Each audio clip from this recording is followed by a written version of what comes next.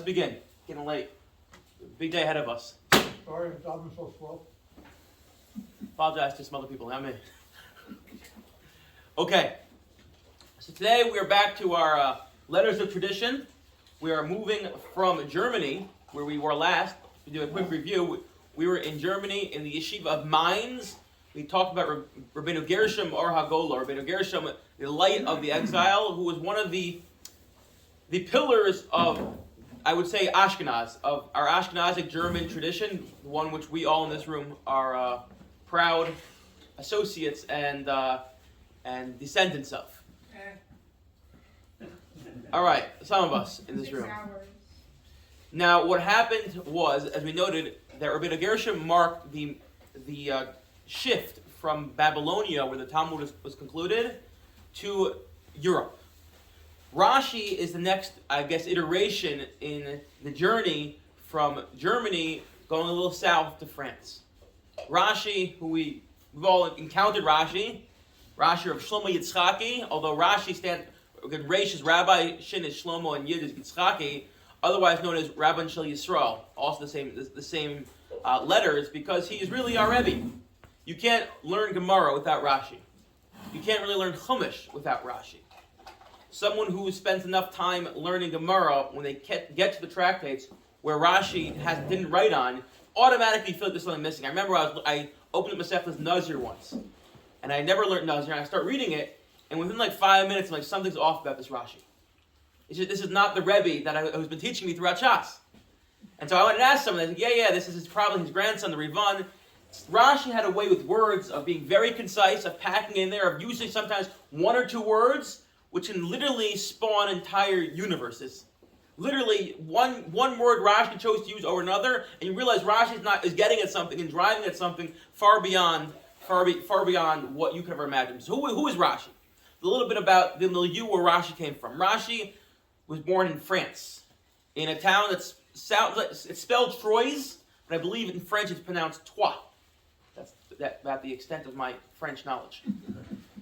Rashi was born in Troyes. He was born there, he was raised there, he died there, but he had not lived there his entire life. At a certain point, he went to Germany to learn in the Yeshiva of Mainz, otherwise known as Rabbeinu Gershom's Yeshiva, although Rabbeinu Gershom had already passed away. He learned in Mainz for a few years, and then he went to Worms, another of the great Yeshiva towns, another of the great Jewish towns, where it seemed like he was learning there, not necessarily in Yeshiva. There's a bit of a debate exactly how long he was there. Some say he was there 10 years, some say he was there shorter. He was married at that point, he already had 2 or 3 kids, lived in abject poverty, and he literally just dedicated his time to learning, to studying, to learning the traditions of Germany.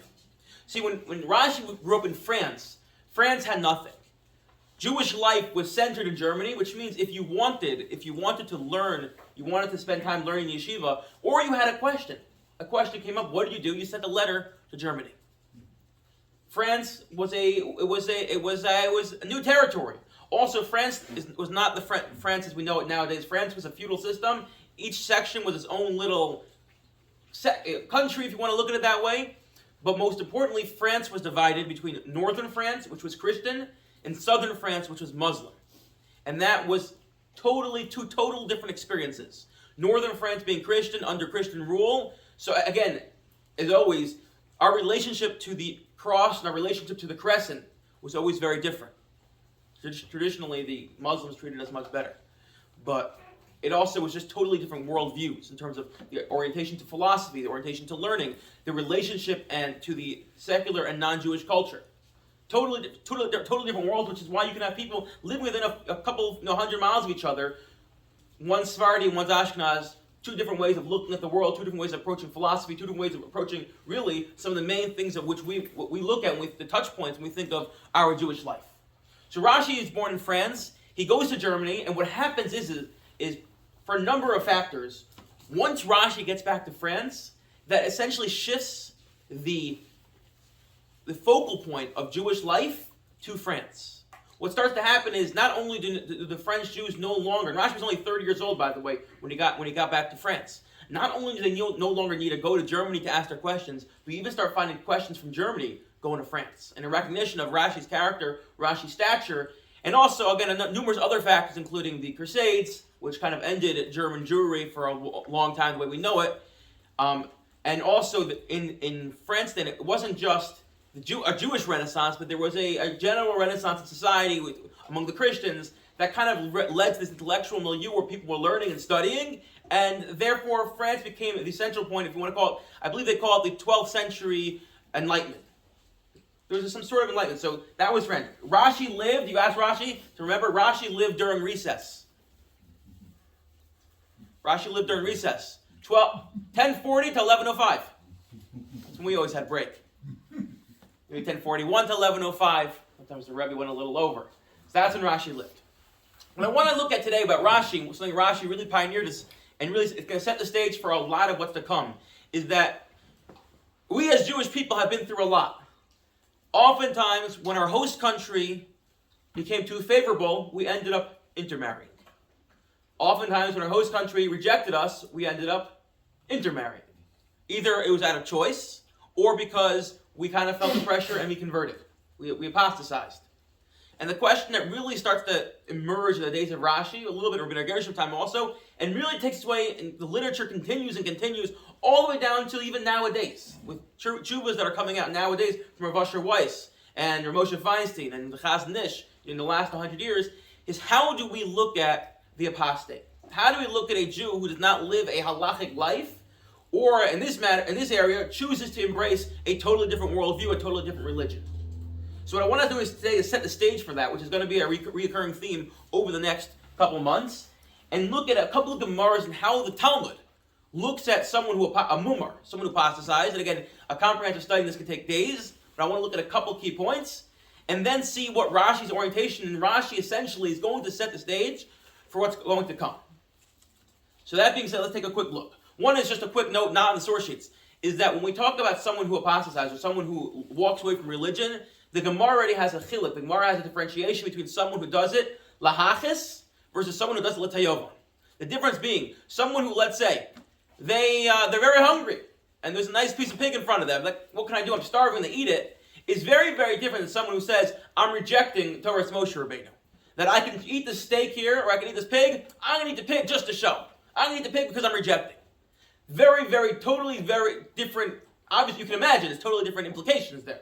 One person saying, I am making the decision because I want to lahachis purposely show I no longer embrace something, whereas the other one saying, no, I'm hungry. I grew up a certain way. I was raised a certain way. In the world I grew up in, no one went to yeshiva. This is what we did. So already the Gemara has a distinction. However, the Gemara also talks about a mumar. A mumar, a meshumid, is people who walk away from Judaism. And also, one more note just to point out, especially in the Middle Ages, and really until Spinoza came around, if you were not part of the Jewish people, you had to join a different group. There was no such thing in the Middle Ages of running around saying, I'm just a secular person. That didn't exist.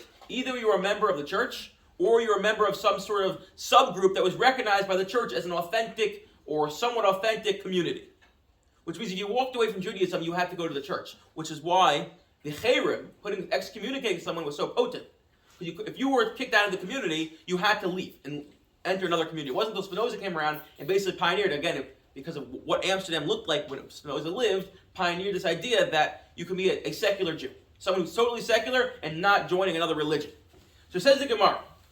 Just a couple of sources about how the Gemara, again, starting point, someone who's a meshumad, someone who apostatized, they join another religion.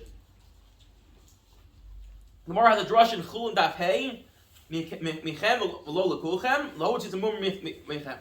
That when it comes to bringing sacrifices, in the base of Mikdash, as we talked about yesterday, the idea of bringing sacrifices, all parashas by Vayikra, a mumar, someone who apostatizes, is forbidden from bringing sacrifices. Meaning, if they walk into the temple and say, hey, today I want to bring a sacrifice, we say, sorry, you're not welcome here. We're not welcome here. Source number 2, this is Gemara in Gittin, this actually has ramifications nowadays. Omer of Nachman, Nektin and Sefer Torah shekasav min Yisrof. If a heretic writes a Sefer Torah, if a heretic takes a quill and takes the ink and writes Sefer Torah, we burn the Sefer Torah. That means there can be 2 Sefer Torah in this arm right here look exactly identical. Identical. Exactly, it's always identical. They look identical. One was written by a heretic and one was written by someone who was a believer. The one written by the believer, if it falls, we all freak out. We talk about fasting. Maybe that's why we freak out. Whereas the one written by the heretic, we burn. We literally burn. 1 minute. If a non-Jew writes it, we bury it. Why? Because, again, very important to understand, a Sefer Torah is more than just letters written on a cloth, letters written on parchment, but it has to be written lishma. It has to be written with intention. What gives the Sefer Torah its kedusha, its holiness, its sanctity, is the fact that the author, the scribe, when he writes it, has in mind, I am writing this la Hashem. I'm writing this for the right reasons. So if a non-Jew writes it, they don't have that intention in mind. They don't have the ability to have that intention in mind because they don't have the obligation to write it. So we don't want people to get mixed up. So we bury it, but respectfully. A heretic we burn, a non-Jew we bury. If a scroll is found in a non-Jew's house, so there's a machlokes. Some say, let's be honest, how many non-Jews can actually write a Sefer Torah? Look, it probably came from the Judaica store, Z. Berman's, Eichlers, the new Eichlers. So it's probably a fine Sefer Torah, where others say, no, you should still bury it. Actually, this happened, halacha l'maisa for me. My grandma's a realtor. And sometimes when she's cleaning out houses, especially after someone passes away, they basically, she knows if she wants the house to sell, she has to be the one to clean it out. So she called me up and she goes, I found they have a lot of svarim, do you want to come take a look? So I came to someone's house, they were not a religious person at all, and I found on a shelf a Sefer Torah. An actual Torah. It was in very bad shape, but it was Sefer Torah. So I went to Rav Shechter and I said to him, well, what do I do? Can I assume this is authentic Sefer Torah? Or perhaps the guy wasn't religious, maybe it was written by someone who was a heretic. So Rav Shechter said to me, let's be honest, how many people know how to write Sefer Torahs? It was probably written by a Jew, and this person purchased it. Either way, it turns out it costs like $10,000 to restore it. So right now it's buried in some cemetery because I wasn't going to restore it. But that is, yeah. So the question is, does this heretic rule apply to somebody who contracted someone to write a Sefer Torah? No. So it has to the actual person that put the quill to the. So that's where the Shema comes in. So if a heretic says, "Can you write a Sefer Torah for me?" to a rabbi that is good and can write Sefer Torah and commissions it, then it's still a kosher Sefer Torah. Yeah, that opens up other questions. Again, and the Rambam, by the way, passes this way. The Rambam says, quoted Mar verbatim.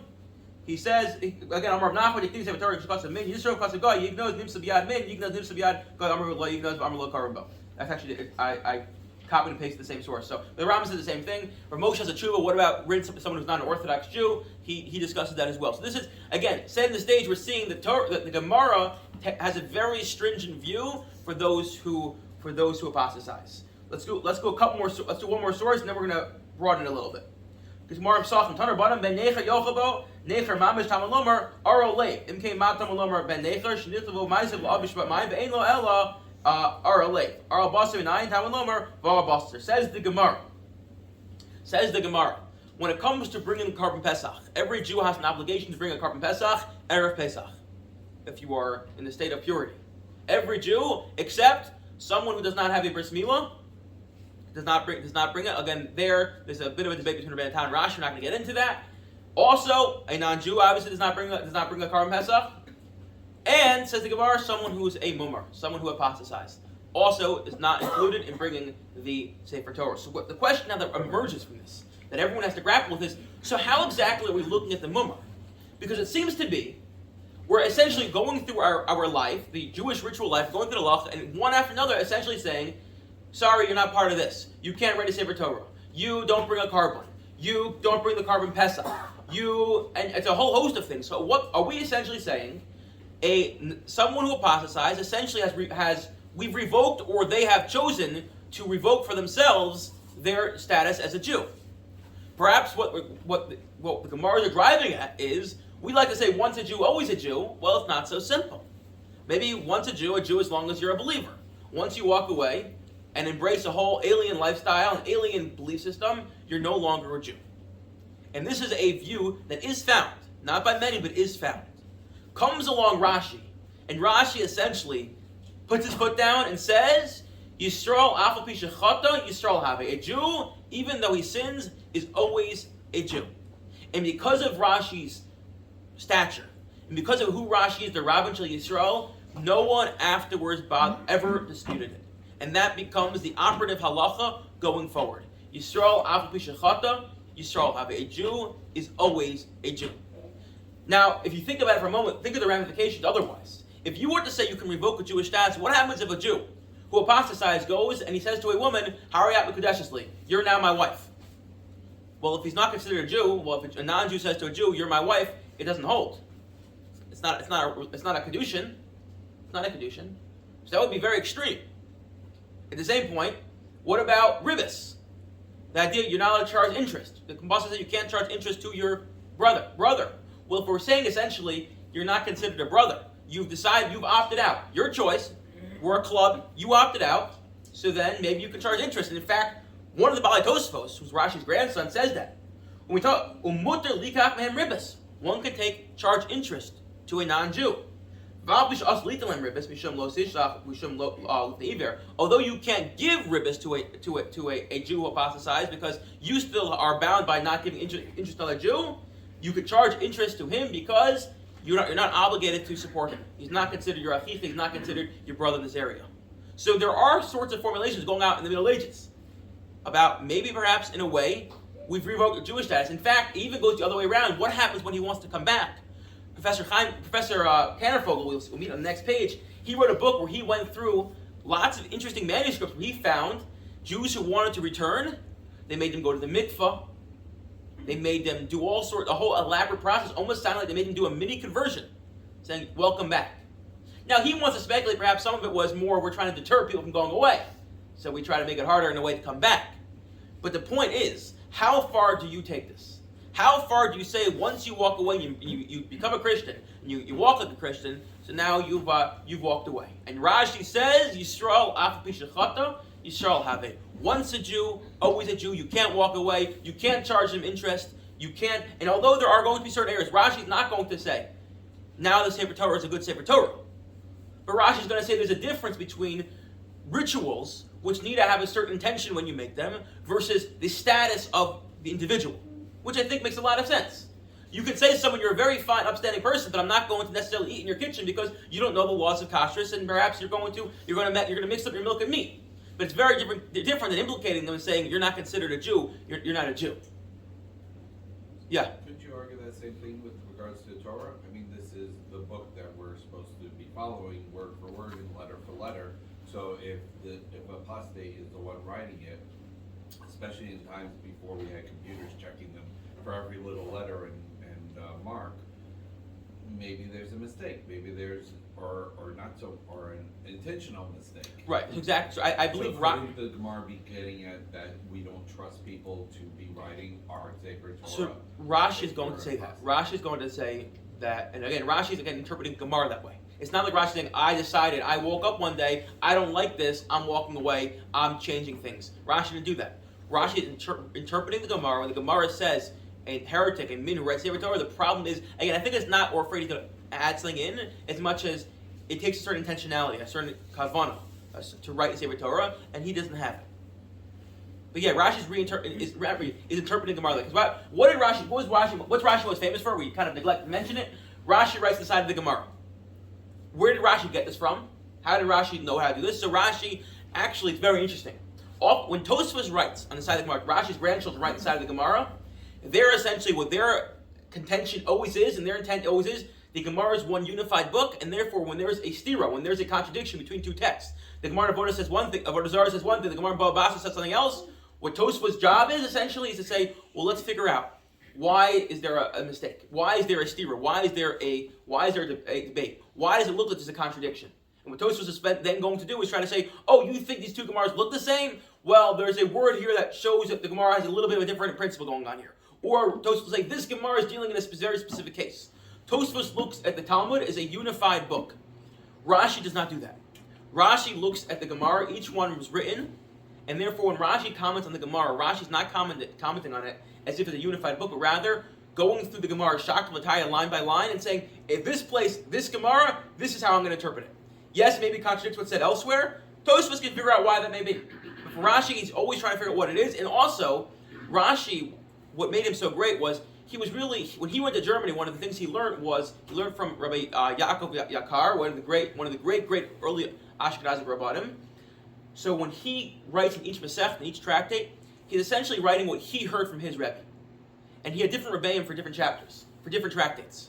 which is why already you find in the Achronim saying when Rashi contradicts himself in different Masechtas, it's not that he's really contradicting himself. He's just saying this Rebbe taught it this way, this Rebbe taught me the Masechta this way. I'm just going to transcribe the Torah I heard. When they say it's a mitzvah kala to miyashiv it, to figure out what's going on there. But Rashi again, who was writing the Gemara, Rashi knew this was true.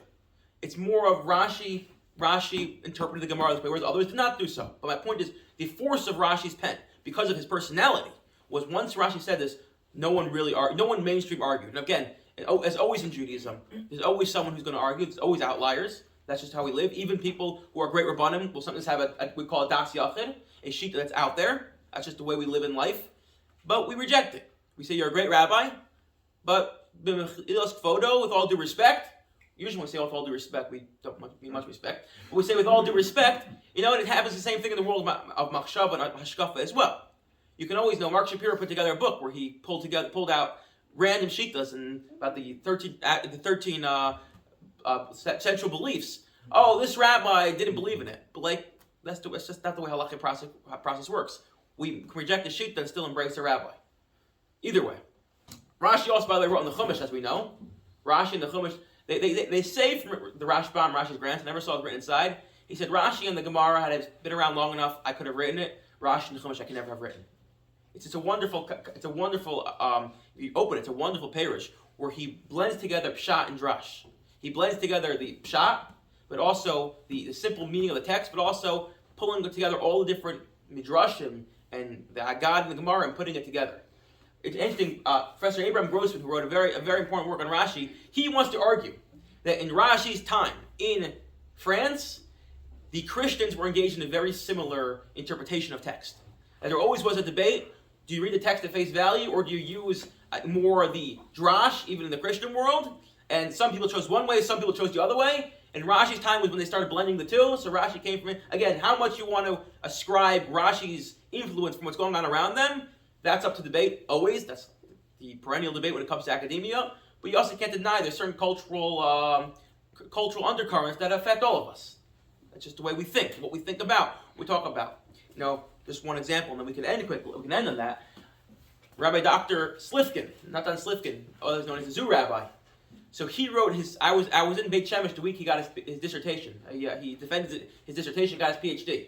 So first of all, someone walked up to him and goes, "Mazel tov, I wish you many, many more." So everyone laughed. He goes, "You think you're funny? My father too." But he wrote his PhD about 18th century and 19th century rabbinic encounters with zoology. And what he wanted to show was one of the things that you find in the works of Rabbanim then was trying to figure out exactly how can it be there could be an animal that was extinct. How can an animal go extinct? How can the woolly mammoth go extinct? If God has a shkach, if God has divine providence and watches over every species, it doesn't make sense that there could be an animal that goes extinct. And they come up with all sorts of answers. He says if you look in the early writings of what's going on in the church then, so much so he wanted to argue that he found letters, some part of the motivation for sending Lewis and Clark out west was not just to find the Pacific and not just find trade route and map out the land, was also to find extinct animals. Because what bothered Thomas Jefferson was, how can it be there are animals that are extinct if there's a God has divine providence? So again, there's always an overlap. The cultural, just what's going on in the outside culture, what bothers them is going to bother us. Just think about the issues that we talk about and we deal with. It's the same thing in the secular world. It's just part of what it is. Again, how much you want to ascribe, it's up to debate. But that was interesting that Professor Grossman points out. Okay, let's just do the last three sources. Rashi asks the following question. This is the last one on page number 1. They asked Rashi, there's a concept called yayin nesech, wine that was poured, libated, the official word, to a idol. That wine is prohibited. Mida oraisa, you can't, not only can you not drink it, you can't have any sort of benefit from it. What about wine that was poured, that a non-Jew, so wine a non-Jew touches, we have a siyag, we have a derabanan, rabbinic enactment, we also, non-Jew touches wine that's not mevushal, we also do not drink it. What about if a mumar, someone who apostatizes, touches this wine? Well, if you look at them as a non-Jew, so then it's totally out. Says Rashi, Kol ha'anusim im yesh. So the question is as follows. Sha'olu, they asked Rashi, Kol ha'anusim, all the people who convert. Now, anus is usually, the word anus, anyone know where the word anus comes from? Ones?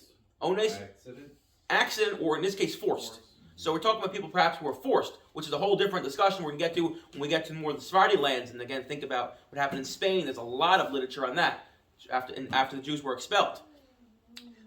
A non-Jew, you have to move away from or not touch the wine of non-Jew. Now, why is this so important? Because wine was not just something they drank on Shabbos. First of all, the water was not something they drank at all in the Middle Ages. They drank beer, they drank wine. It was the staple of what they drank. More than that, that was their main trade. There are those who want to say Rashi for a business had a vineyard. However, Professor Chaim Soloveitchik, talks about a dedicated historian, he went to Troyes and tested the soils and talked to historians, and he concluded the soil of Troyes would not grow grapes properly. And therefore, he said it's all hearsay and not true. That's been a real historian. Well, leaving your ivory tower to check out the soils. Either way, but the wine was the staple of their diet. The wine was everywhere. That's what they drank. So the person says as follows, Rashi, Rebbe, do you have to remove yourself from the wine of a non-Jew? Ad sheyamidu b'tshuvos yomim rabim. Until you know they do tshuva, they come back, and not just do tshuva and say, I'm back, but for many days. Tshuva shleimim before someone's begaluya. And you see it's clear and evident they've really repented. Not they got inspired and NC Swai Shabbaton, they sang a song, they came back, I'm from now. No. They're keeping it going. He says, but those who show up and say, I'm religious today, I'm back. The person says, I looked around, I didn't know what's the answer, so I'm turning to you. Says Rashi, says Rashi, Chalila. Do not do so. Do not so. Because they wouldn't even pour their wine to Avodah Zarah. Again, here we're dealing with someone who's forcibly converted, so he's assuming they didn't really convert. So even when they pour their wine, they're not really doing it for Avodah Zarah. And this that we said, we mentioned, is a gezerah. You can't, wine even touched by a non-Jew, we don't drink. He says only by a non-Jew. Not by someone who sinned, not by someone who walked away. Yisrael, Aval Bishachata, Yisrael have it. Once a Jew, always a Jew.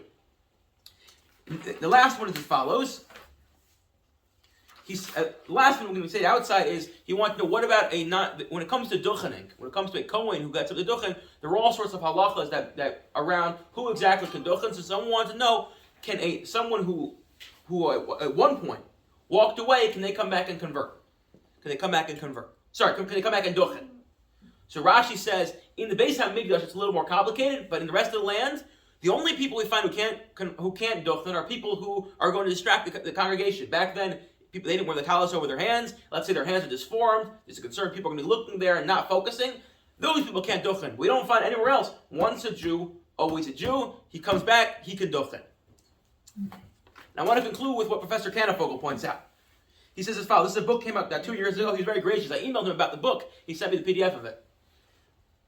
He says, during the time an apostate lived outside the Jewish community as a Christian. Again, this book is mainly dedicated to showing how he had come across, his teacher, Professor Tashema, was one of the great medieval and early modern historians. So he basically did a work and said Rashi's idea of Yisrael Afi Shachat Yisrael Have was ubiquitous. Everyone really believed in that. And there was an outlier. He found one document of someone who once said, you want to come back, you have to go to the mikvah, you have to rub sand all over yourself, and really put yourself, show you're coming back. Professor Kannefogel said it, after doing a lot of research, so no fault to Professor Tashema, a lot of this stuff was documents and manuscripts he discovered much later after Tashema passed away, showed how there were these ideas floating around. That's what this book is dedicated to. But he opens up talking about Rashi.